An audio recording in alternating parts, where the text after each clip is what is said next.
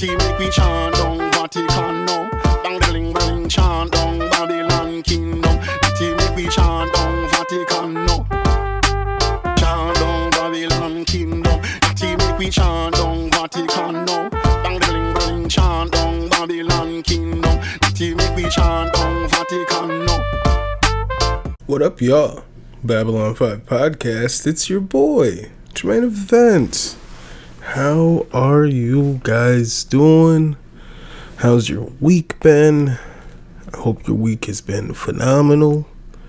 And this upcoming week will be even better than the last. It's your boy, Jermaine Event. This is episode 199. Period. You know, niggas put that T at the end of their periods, the word. I don't think niggas is putting the actual period and then put a T. I haven't seen that. That'd be extra as fuck. Where's the Babylon? Jesus. I was telling myself, I was like, I'm gonna get in there. And I'm not gonna swear for 10 minutes. It'll be easy. I got less than a minute in. Cursing like a sailor, ladies and gentlemen. I'm trying to be a little bit more mindful of what's going on. And if you guys want to be mindful of what's going on in today's episode, the Babylon 5 Podcast, where we discuss combat sports news and pretty much anything that I want to talk about. I mean, consistently, I'd mainly want to talk about UFC. But if I want to talk about music, I'll talk about music, movies, TV, whatever. We'll talk about whatever I feel like talking about here. If you guys are OGs to this podcast, and you know, your boy used to do reviews of Dragon Ball Super mangas back in the day. So this is the Babylon 5 Podcast. If this is your first time, welcome. Warm welcome. We're going to talk about UFC 289, which took place in Vancouver, British Columbia, Canada, ladies and gentlemen, which was headlined by Amanda Nunes versus Irene Aldana. We'll talk about it. We'll also talk about the People's main event, Charles Oliveira versus Beneil Dariush. I just realized today I've been spelling Oliveira wrong for like the last 3-4 years. I didn't add that extra. There's an I in there. There's 2 I's in Oliveira. I don't think I've ever put that extra I. So I just wanted to be honest about that. I've been getting that shit wrong this whole time. And we're gonna talk about UFC Fight Night. Marvin Vettori versus Cannonier, which is a pretty interesting fight. We're also going to talk about the co-main event of that card, which is my boy Arman Sarukian versus Joaquim Silva. And it's a pretty interesting fight. There's some pretty interesting details on that fight that we will get into, ladies and gentlemen. And we'll definitely get into it. And if you guys would like to get into the midst of it all, get into the gist of it, you guys can follow this podcast on Instagram and Twitter at Babylon5Pod. You guys can email this podcast at Babylon5podcast@gmail.com. If you guys would like to follow this podcast on Twitch, head on over to twitch.tv/Babylon5. If you guys would like to cop some merchandise, head on over to teespring.com/store/BOFpod-shop. And lastly, don't just be my niche, be my patrons. Head on over to patreon.com/Babylon5Pod. You can be my patron today, and I'd appreciate it so much. I'd appreciate you. Shout out all my subscribers on YouTube. I think it was about 37 new subscribers last time I checked. Shout out to all you guys, because there was a long time where I wasn't doing the proper things to push the channel out there, and therefore there were no new subscribers. So shout out to all you guys, and welcome to all new subscribers. I appreciate you guys so much. Welcome all my babblers, ladies and gentlemen. Welcome all my babblers. Last night, UFC 289. We're gonna jump right into the co-main event. The champion has a name, and unfortunately that name is Islam Makhachev. Alright? It's Islam Makhachev. But last night, former champion Charles Oliveira, the people's champ, took on Beneil Dariush, who was in the midst of an 8-fight win streak. Everyone's calling, why isn't Beneil getting the shot? Why isn't Beneil getting the shot, ladies and gentlemen? Why not Beneil? Those were the accents I was hearing in my head as everyone was complaining on Twitter. Why not Beneil? Beneil was like, I know a lot of people don't like me because I'm a zealot. I'm all about this Jesus shit, yada, yada, yada. And I was like, yeah, it's pretty annoying. You know what I'm saying? But if you can fight, I don't care. Like, I don't like a lot of the shit that Kobe says in the media, but I think the nigga can fight. So I fucks with him.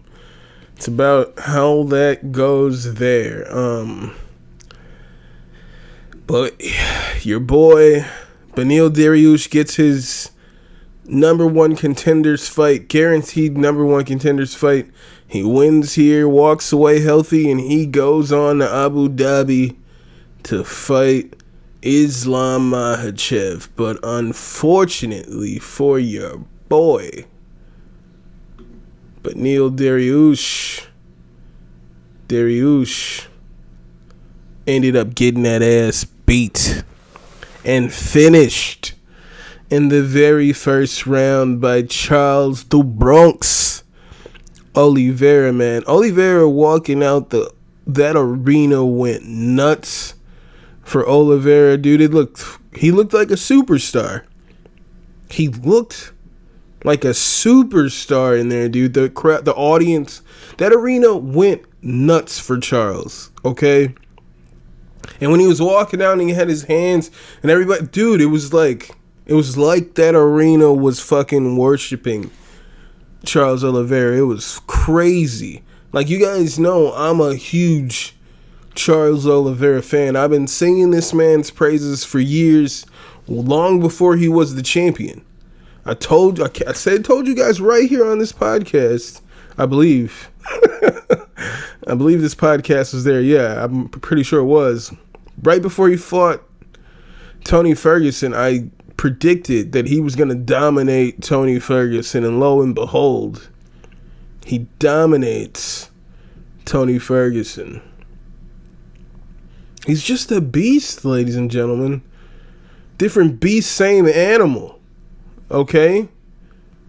Shout out to Kobe Bryant and Kanye West. This is a good fight for my boy Charles. It was great to see my boy get back in the win column. He looked a lot better. He was fucking slipping punches. A big knock on Charles is his lack of head movement. But in this fight here, Charles was slipping punches.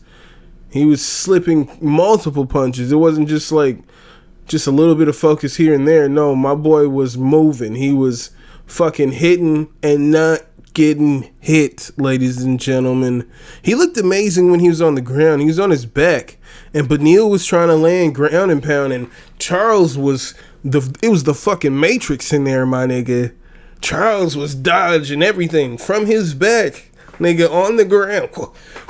Go back and watch that shit. Watch how Beneil Dariush is throwing down with power. Like, I'm looking, I was recording it. I didn't upload it. But I was saying, I was like, ooh, there's a lot of power in that fucking punch. Then it happened again. Boom. Oliveira dodged that. Oliveira slipped. Oh, just on the ground, slipping every single punch.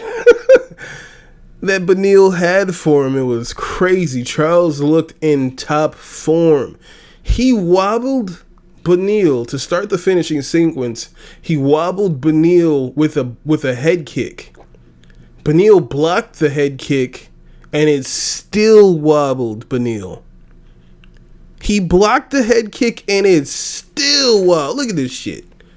Look at that. It still wobbles him. All right. Justin Gaethje said Oliveira hits harder than anyone he's ever fought. I believe it, ladies and gentlemen. I believe it. But I've been telling you boys about Charles Oliveira, about that bad man that is Charles Oliveira. And we saw last night he was praised as a superstar. It was electric in there. You know what fight I want to see right now? Well, obviously, I want to see Charles Oliveira versus Islam Makhachev. Islam was already chiming as he should because he knows that's the next fight. Obviously, they said the winner would fight Islam, and Charles looked phenomenal and finishes Beneil in 1 round, in less than 1 round. All right, he looks phenomenal in there. So, of course, that's the next fight. But after Charles gets his belt back, ladies and gentlemen, after he gets his belt back, I would really like to see Charles Oliveira versus Conor McGregor, dude. I think that in Vegas or even Dublin, dude, in an arena, man. Charles is a superstar. Charles is a superstar. I don't know about Dublin because that's kind of one-sided with the audience. But he was in Canada last night. And the crowd was all about Oliveira last night. So I couldn't have been happier about how that fight went. Charles looked amazing. Top form, Charles. And he's coming to get that. He's coming to get that fucking belt back. All right, we're at 12 minutes, so that I don't even know. I was probably swearing before. I'm gonna try to just say whatever. Yeah, I'm gonna just say whatever. Anywho, I was swearing. I was swearing, but congrats to the Bronx, who speaks a little English now. Charles is speaking a little English these days, ladies and gentlemen. Back when they thought pink polos would hurt The Rock, before Cam got the shit to pop, the doors were closed.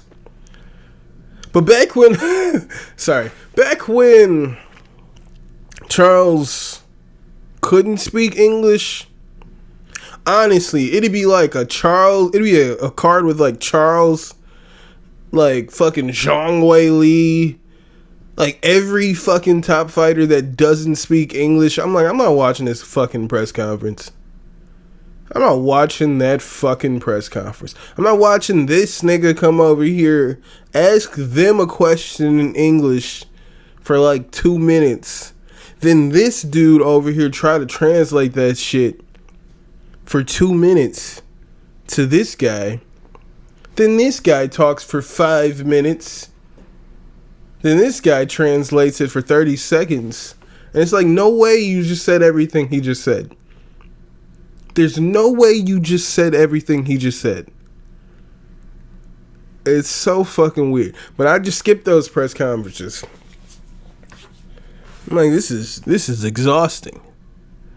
How you gonna trash talk where you say some shit here, he has to translate it to this guy in English, but that guy you're trash talking doesn't speak what you speak or English. So then he needs somebody to translate to him in his language what the trash talk you were saying. That's nonsense. Nonsense, ladies and gentlemen. But Charles speaks English. He's speaking English. Not fluent. But your boy is speaking English, and these press conferences is about to get good. Can't wait to see Charles Oliveira versus Conor McGregor, ladies and gentlemen. That's the fight I want to see. in the near future for Charles Oliveira. Congrats to him. I don't know what happens with Dariush next. Maybe. I think Dariush should fight the winner of Arman Sarukian versus Joaquim Silva. Joaquim Silva. I think he should fight the winner of that fight. But we talk about that fight a little more later. Congrats to Charles Du Bronx. Team Du Bronx. Also last night, Amanda Nunes. As I predicted, alright? You guys remember what I predicted last week? Looks exactly like I predicted. I said I thought this fight would look like Kama, D'Lo Brown, Farouk, The Rock, Mark Henry, the Nation of Domination. Amanda Nunes battered Irene Aldana. I told you guys Irene Aldana shouldn't have even been in there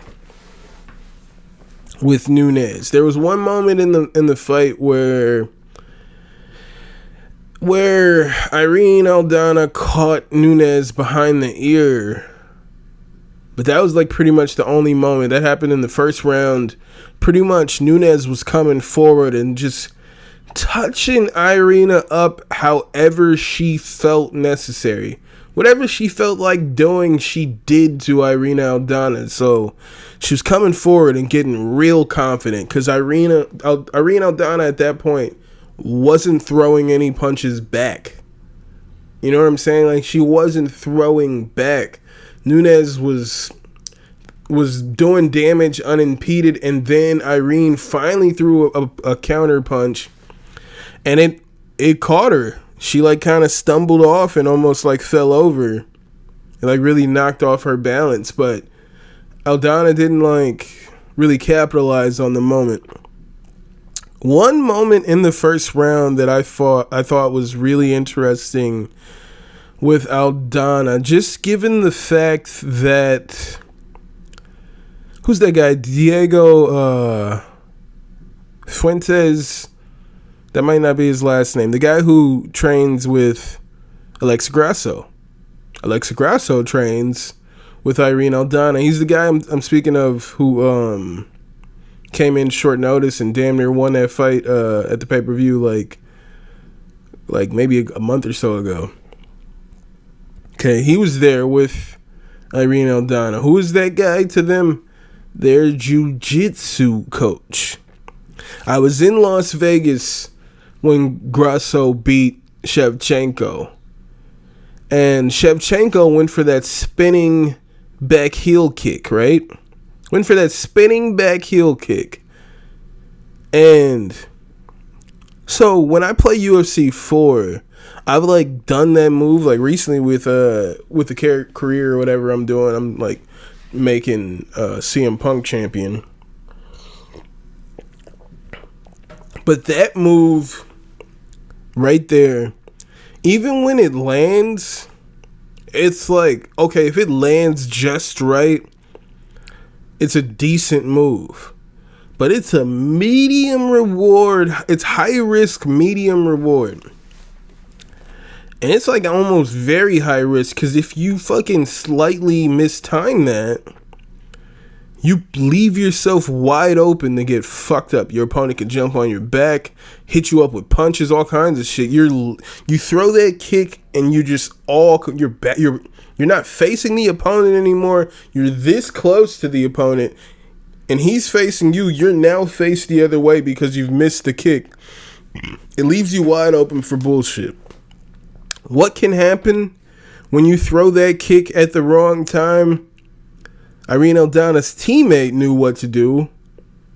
Valentina Shevchenko threw that kick, and she jumped on that back immediately. Took her back, went to the ground, and got the finish. Right? Got the finish. Just squeezed in on that choke and tried to squeeze the life out of Valentina. And you say, why are you talking about this? Why are you talking about this? Because there was a moment in the first round where Nunes threw that same kick and she missed. And she was turned around back to Irene Aldana. Aldana was like so close. And I'm thinking in my head, oh shit, this is how Grasso beat Shevchenko. I was watching, I was like, holy shit, it's about to happen. But she just kind of like backed off, honestly. She backed off, and I was like, it's kind of alarming that she would back off in that moment. You would think she would probably want to grapple with Nunes because of the power of Nunes, which was clearly a problem for Aldana the entire fight. But she chose not to grapple in that situation. And I was like, dude, that was a mistake. Probably could have ended the fight right there. All right, that was a mistake. But as the fight went on, it was clear that Aldana didn't really know what to do in the grappling at all. Which isn't a new story. What happened in her last fight with Macy Chiasson, she looked good on the feet. Once Macy took her to the ground, that was pretty much it for the fight until she caught Macy with a nice up kick. All right? That's what was happening until she caught Macy with an up kick. So I didn't think she had any place. I thought she had no business in there with Nunes. And then when she had those moments where it was like, dude, grapple. You should probably grapple here because she's battering Aldana with the striking. The power was a clear problem for Aldana, but she clearly had not. Either she wasn't confident in it, because that jiu-jitsu coach that I'm referencing was there last night. He was there. He was in her corner.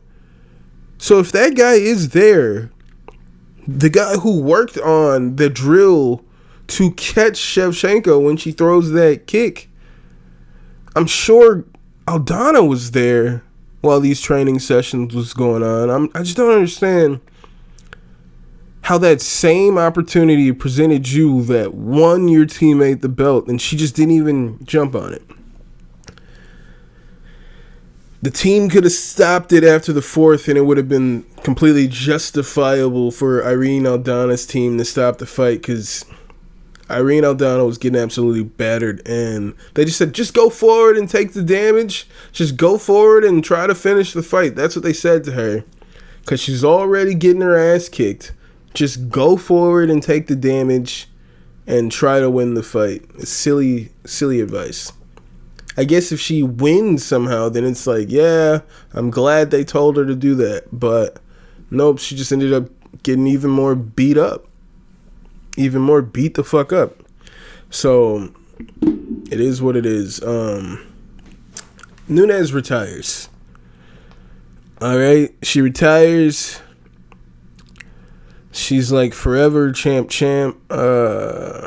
I'm happy she's retired, as I've been calling for her retirement for a couple years now.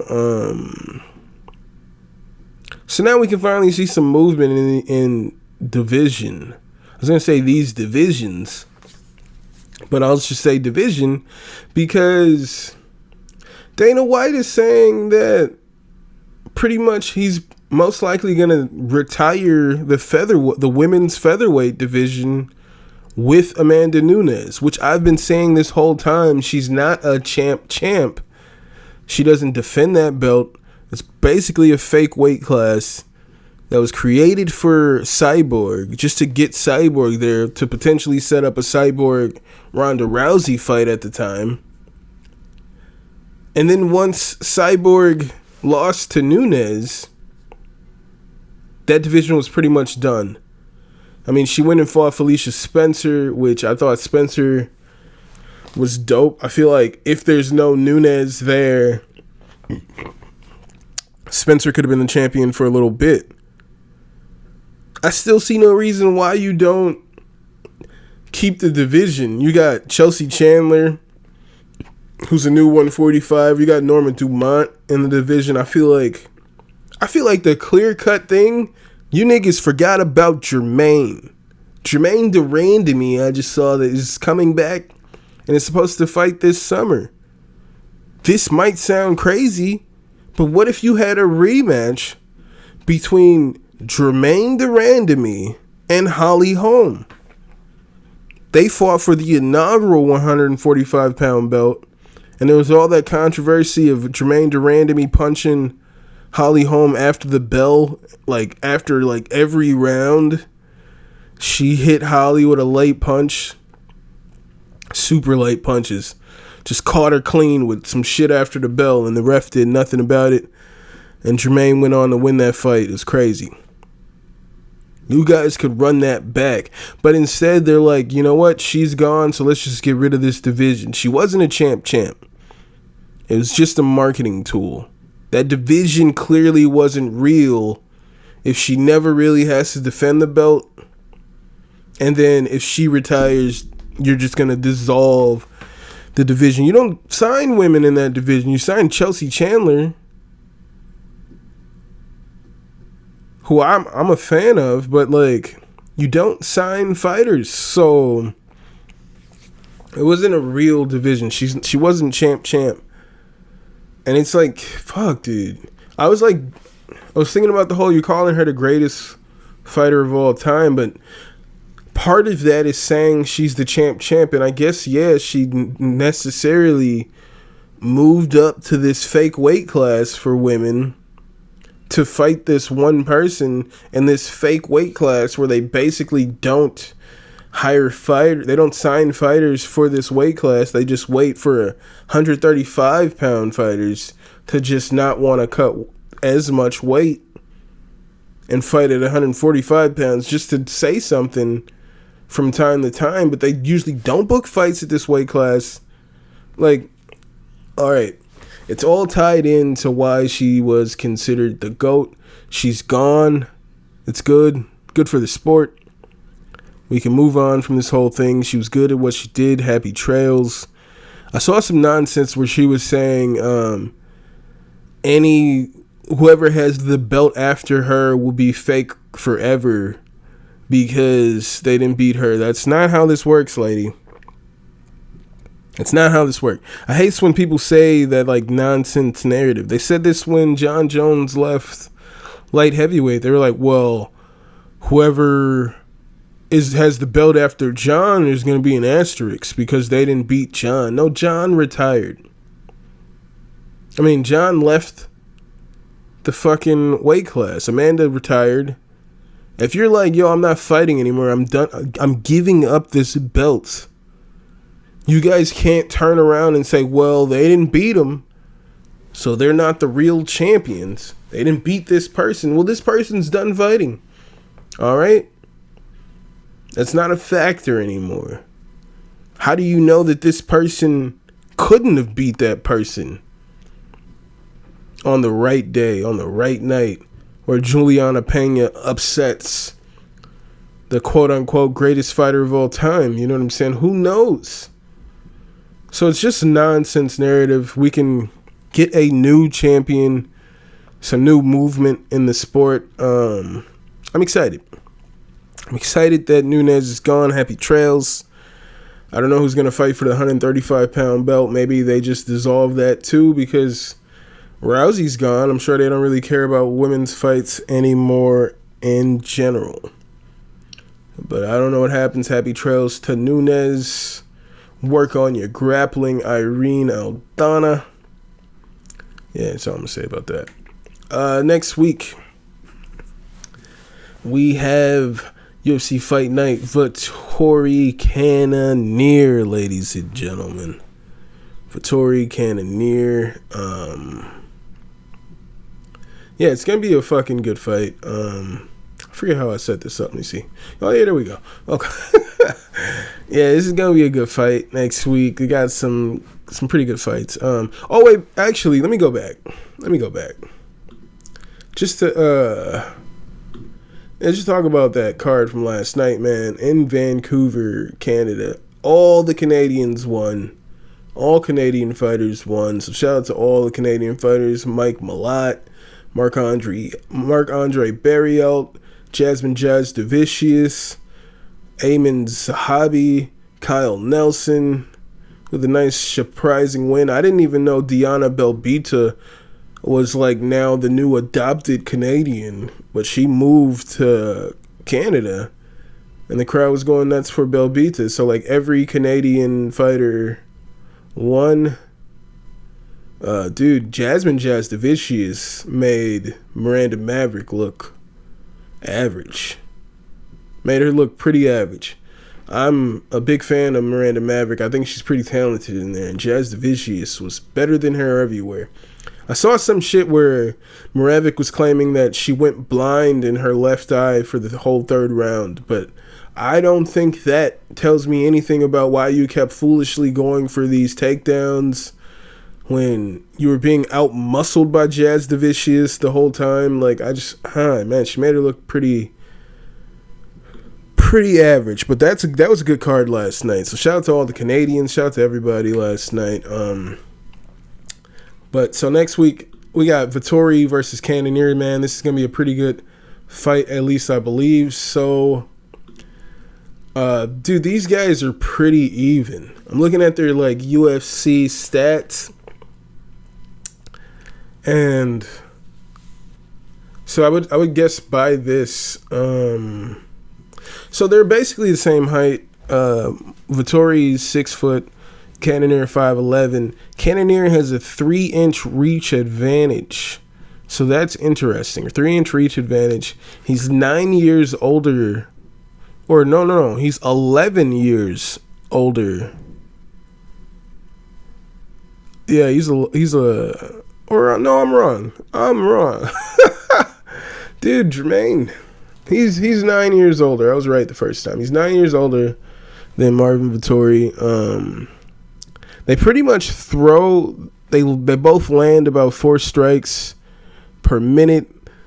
Vettori's accuracy is at 44%. Cannonier at 50%. Strikes absorbed are pretty much identical at 3.6 for Vettori and 3.8 for Cannonier. Defense is pretty much identical at 59% for Vettori, 61% for Cannonier. So the grappling here is where you really see the difference. Vettori will shoot for takedowns. He averages almost 2 takedowns per 15 minutes. So, and while Cannonier pretty much doesn't shoot for takedowns, we've seen Cannonier be taken down by people like Derek Brunson. And I was thinking about that Derek Brunson fight. And yes, Cannonier came on strong and won at the end, but haven't we seen Derek Brunson kind of come on strong in fights as he did in that fight, and then just like that, kind of gasses out? And out of nowhere, it's like, dude, he's wobbling. He's on chicken legs. It was like he was dominating that whole first round, and then when he walks out for the second round, he's completely gassed. He's got nothing left. We've seen that happen for a lot of fights in a row for Derek Brunson. We've seen it happen quite often. So I look back at that fight and I'm like, that's pretty interesting to see. Like, yeah, it looked like a good win, but we have seen Derek Brunson kind of have his issues with cardio. And I feel like if we can count on anybody to have solid cardio, it's Marvin Vettori, who's just going to keep coming forward on Cannonier. Cannonier, I'd say, definitely has the power advantage. But I think Vettori is going to be in his face, just with the grappling, trying to get him up against the fence, clinching. Man, I think Vettori gets it done here. If I can just get to the point, I think Vettori will get it done. The much younger fighter, and I just think his style, I mean, it says here that they throw pretty much the same, but I kind of think of Cannonier as more of a counter puncher. I think he kind of waits to try to catch you coming in, while Vettori is going to come in, but he's going to spam with punches and takedown attempts. He's going to shoot on you, try to grapple, try to clinch you up against the fence and beat you up against the fence.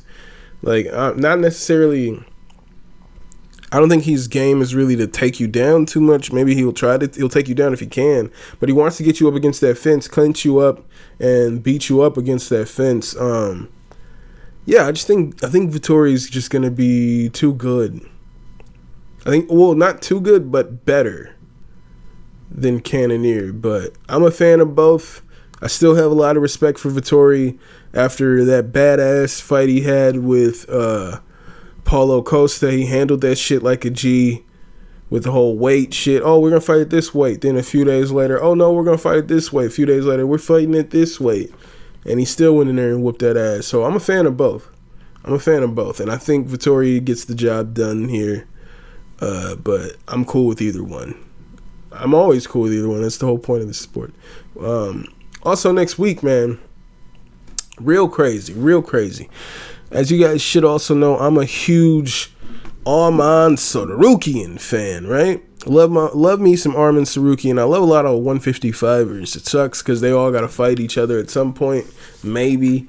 But, I don't know. That's how it usually works. Arman Tsarukyan is fighting Joaquim Silva, all right? Nobody wants to fight Arman Tsarukyan. They avoid this man like the plague. And I saw that Grant Dawson did an interview with James Lynch. Shout out to James Lynch. I was trying to remember who was this guy's name. I was like, what's this guy's name? I always watch his videos. James Lynch. All right. Shout out to James Lynch. And he was interviewing Grant Dawson. And Dawson was like, yo, is it awkward for these guys to fight each other? Because he's like, I believe they used to train at the same gym. And Grant Dawson says they both still train at the same gym. Okay. They both are training right now to fight each other next week at the same gym. Everybody's avoiding Arman so much that he has to fight his own teammate.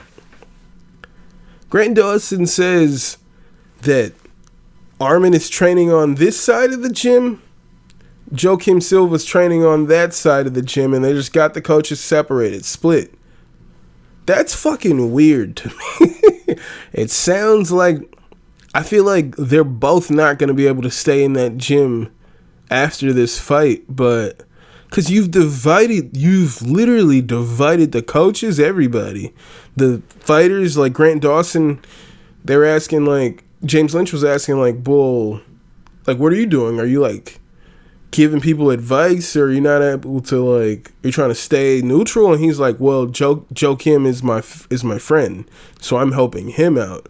And he was like, Arman kind of, like, just does his own thing, and he doesn't really care about things going on around him, whatever the fuck that means. But I think this is the craziest aspect of this fight, is that these two are training at the same gym in preparation for this fight. It's nuts, but I guess you gotta do what you gotta do. I'm rolling with my boy Arman, as you guys know. I think he's one of the best in the world. I'm pretty confident that he is one of the best in the world. You got a couple of Armans on here. You got Arman Petrosian fighting in Christian Leroy Duncan. Undefeated Christian Leroy Duncan in the fight right before Arman versus Joaquim Silva. Muslim Salikov versus Nicholas Dalby, dude. That's a good fight. We got some good fights next week. I mean, if you're a fight fan, my nigga, well then watch these fights. Watch these goddamn fights. That's gonna be a good fight. Muslim Salikov versus Nick Dalby. That's an interesting fight, man. This Arman fight kind of snuck up on me. I forgot. I know he was supposed to fight like a few weeks ago, and shit got canceled, and they're moving it back. Like, people don't want to fight Arman, man. They don't want to fight Arman. I feel bad for Modestas Bukauskas. He's fighting Zach Pauga. In the very first fight of this card, Bukauskas is on a 3-fight win streak. That's disrespectful. He's on a 3-fight win streak. Oh, wait, no, hold on. Well, he is on a 3-fight win streak, ladies and gentlemen. I didn't even realize that he got cut from the UFC. He's on a 3-fight losing streak in the UFC. Got cut, went to Cage Warriors, went on a 2-fight win streak, then he came back and beat Tyson Pedro in his last fight. And now he's fighting Ultimate Fighter runner-up, I believe, who was knocked out by Muhammad Usman in the Ultimate Fighter finale last season. He's fighting Modestas Bukauskas. I feel he just made his way back to UFC, but why the first fight? I just feel like that's disrespectful to Bukauskas. I feel like he's done more. He deserves more than the first fight against some Ultimate Fighter fucking flunky. Some Ultimate Fighter reject, if you will. But that's next week's card. And this is your boy Jermaine Event. I'm gonna go ahead and get up out of here. It was good weekend of fights. Shout out to Teofimo Lopez. Great night of fights in the combat sports world. I was watching some highlights. I'm not super familiar with as far as Terrence Crawford and Errol Spence. I haven't seen every one of their fights. Though when I was watching the highlights from Errol Spence versus who's that guy? Is it Spencer or some shit like that, or whoever the motherfucker with the braids? I forget his name. I believe I saw that fight. I believe when I was watching the highlights, I'm like, dude, I've definitely seen. I saw when he dropped him and all that shit. I remembered. I was like, I've seen this. I saw this fight. But, man, as I'm watching the highlights, I'm like, dude, this is going to be a pretty high-level fight between the two of them, between Bud Crawford and Errol Spence Jr., and I just honestly feel like Crawford is so powerful, so precise. He's so calm under fire, dude. I think Crawford is the real deal. Not to say Spence isn't, but I think he's going to be the better man when the time comes. I'm excited for that fight. I am excited for Terrence Crawford versus Errol Spence Jr., man. Boxing is what boxing needs. You know what I'm saying? This is what boxing needs. So I'm definitely going to cover that fight when that happens here, man. I'm pretty excited for that. But if you guys would like to follow this podcast on Instagram and Twitter, it's at Babylon5Pod. You guys can email this podcast at Babylon5Podcast@gmail.com. If you guys would like to follow this podcast on Twitch, head on over to twitch.tv/Babylon5, and you guys can cop some merchandise by heading on over to teespring.com/store/BOFpod-shop. And lastly, don't just be my niche. Be my patrons. Head on over to patreon.com/Babylon5Pod.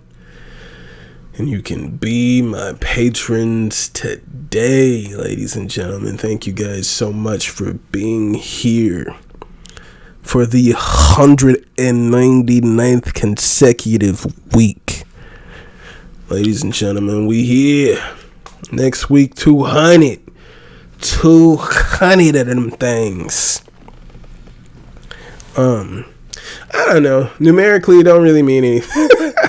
It's it's just a milestone. We made it. I guess when I upload this to Podbean, it'll be the 200th episode because I've done midweek babbles. So this will be I've done at least one audio midweek babble. When I gave you guys, I felt like the podcast was too short, so I had to come back and give you guys midweek babbles. But yeah. So, yeah, next week, episode 200 or whatever. Yeah, thank you guys so much for being here. As I said, episode 199. Hope you guys are taking care of yourselves and each other. And I will see you when I see you. I'll holla. Chant down Babylon kingdom. Natty make we chant down Vatican now. Dang bling chant down Babylon kingdom. Natty make we chant down Vatican now. Chant down Babylon kingdom. Natty make we chant down Vatican now. Dang bling chant down Babylon kingdom. Natty make we chant down Vatican now.